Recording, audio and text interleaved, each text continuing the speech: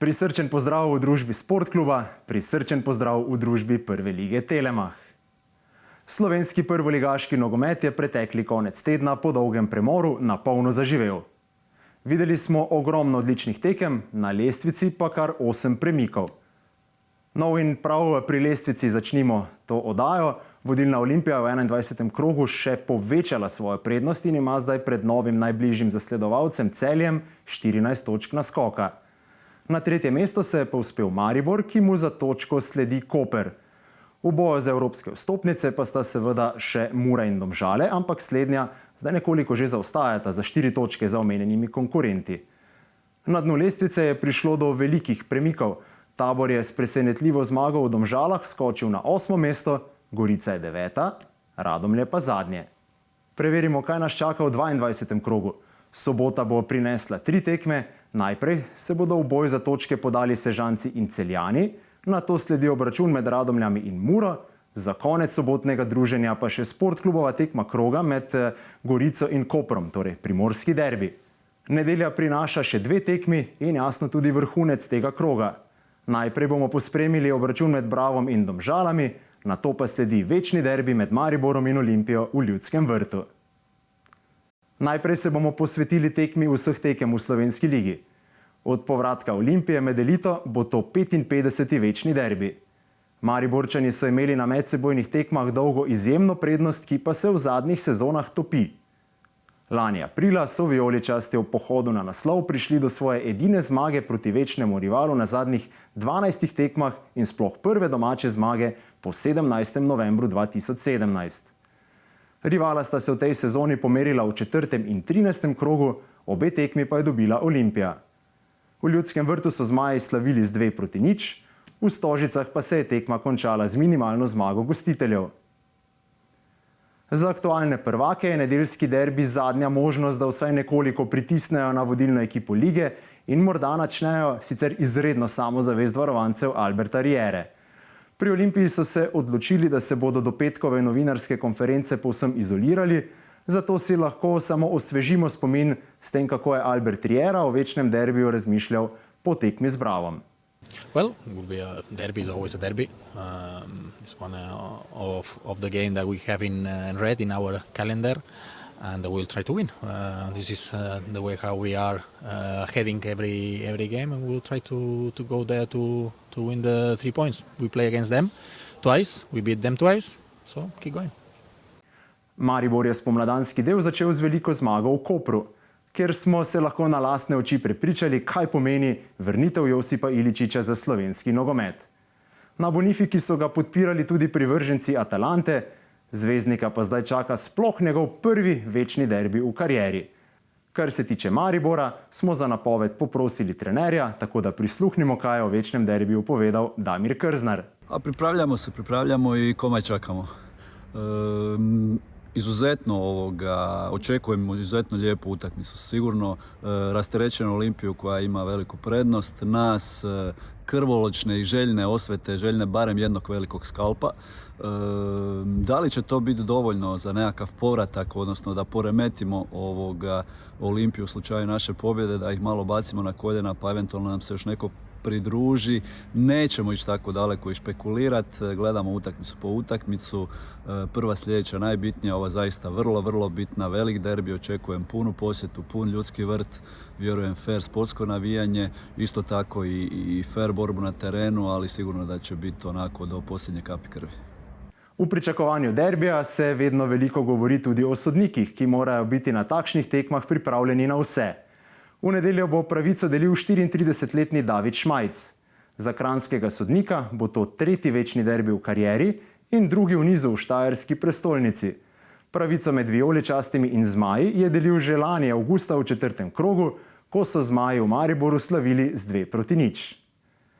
To bo sicer njegova 64. tekma v karieri v Prvi ligi Telemach. Šmajc, ki je od lani tudi mednarodni sodnik, je letos sodil na 10 tekmah v naši ligi, na njih pokazal 40 rumenih kartonov, 2 rdeča in dosodil 2 11-metrovki. Pri sodniku morda lahko izpostavimo še eno malenkost.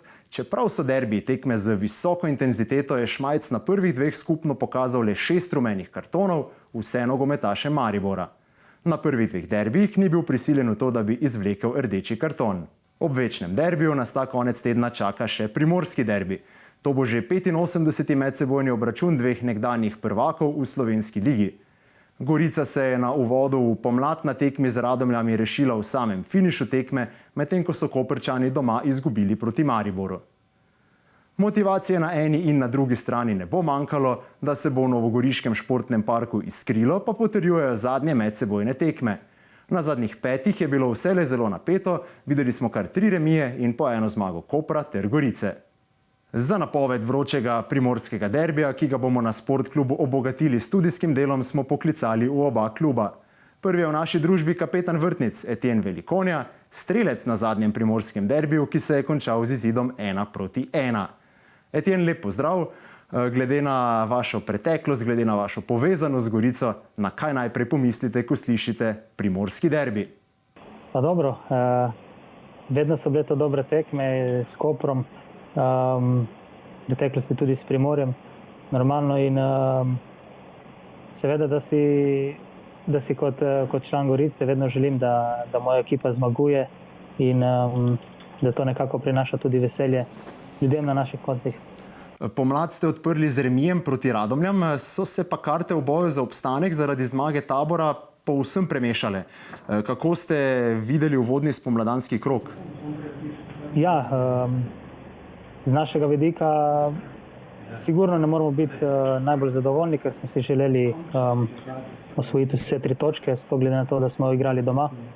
Ampak začetek vsakega prvenstva je nekako nepredvidljiv, glede na to, da pač v pripravah se nekako fizično pripravljaš, spoznavaš z novimi soigralci, poskušaš uigrati določene zadeve, ampak prvenstvo popolnoma drugače in seveda mi smo si želeli več, ampak ni konec sveta, tako da priložnosti bo več kot dovolj, da popravimo vtis s prve tekme in da se tudi ponovno dvignemo na lestvici. Zimski prestopni rok je bil za Gorico zelo pester, ampak v uvodnem krogu so manjkali skoraj vsi novinci. Je papirologija zdaj za tiste, ki so manjkali, urejena, so poškodbe pozdravljene, koga lahko vse pričakujemo v postavi na sobotni tekmi s Koprom? Mislim, da smo kar vsi zdravi, tako da zdaj pa glede papirjev pa jaz ne vem, zato so zadolženi drugi, ampak želimo si normalno, vsakega igralca v Slačinici potrebujemo, ne glede na to, kdo kakšno tekmo igra, kdo ne. Koliko kot bo močna ekipa Slačinica, take rezultate bomo potem tudi dosegali. Etienne, hvala za vaš čas in mirne priprave na primorski derbi. Zdaj pa se že selimo v Koper. Z nami je vezist Luka Vešner-Tičič. Luka, pozdrav. Kako ste se po porazu v uvodnem krogu spomladanskega dela proti Mariboru lotili tedna in priprav na nov izziv? Težka tekma proti Mariboru. Šli smo normalno v teden, si pogledali, kaj ni bilo prav, kaj nismo delali v redu, da te napake popravimo. Zdaj pa nas čaka že nova tekma, primorski derbi, tako da že od začetka tedna so misli samo na tej tekmi in se samo pripravljamo na njih. O motivaciji, kar se tiče derbijev, ni vredno izgubljati besed, je pa seveda težko napovedati favorita, ne glede na to, kakšno je stanje na lestvici. Kakšni so sicer spomini na medsebojni tekmi v tej sezoni? Ja, kot sem že rekel, primorski derbi, vsaka tekma je težka. Mislim, da pri nas lahko vsakega zmaga, tako da se moramo dobro pripraviti na njih. Enkrat smo zmagali, enkrat smo doma remizirali, ampak vem, da nas čaka težka tekma. Ampak mislim, da smo se dobro pripravili in gremo po 3 pike.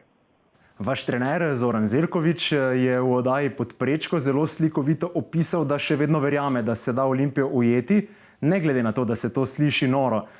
Se strinjate z njim? Bo spomladi tudi v boju za prvo mesto zelo napeto? Pa upam, da bo. Mislim, mi moramo verjeti, da lahko to dosežemo. Moramo strmeti k temu. Dosti še tekam, marsikaj se lahko zgodi. Tudi dosti ekip je od zgori na zgornjem delu lestvice, tako da bo boj tudi za Evropo, ampak mi ne smemo obupati in moramo strmeti temu, da lahko tudi na koncu postanemo prvaki. Luka, hvala in seveda tudi vam mirne priprave na sobotni derbi. S povratkom prve lige Telemach smo se odločili, da se bo naša ekipa, ki podrobno spremlja tekme slovenskega državnega prvenstva, pomerila v napovedovanju rezultatov. Preverimo, kdo je tisti, ki je najbolje začel novo nastalo tekmovanje. Vidimo, da je na vrhu lestvice naš komentator Goran Obrez, ki je zadel kar 2 pravilna rezultata, njegova najbližja zasledovalca pa sta Miha Penko in Tim Obrez. Preverimo še lestvici strelcev in asistentov. Na vrhu lestvice strelcev sta po 21 krogih s po 11 goli poravnana Mirlin Daku in Žan Vipotnik. Najbližji zasledovalec je z 9 goli Andrej Kotnik. Pri asistentih ni prišlo do sprememb, prvi ostaja Marko Tolič, sledita pa Rok Kronaveter in Arnel Jakupovič, ki je po zimi okrepil Maribor. No in s tem smo končali z ogrevanjem za 22. krog prve lige Telemach. Hvala vam za vašo pozornost, veliko užitkov ob spremljanju tekem in lep pozdrav do prihodnjič.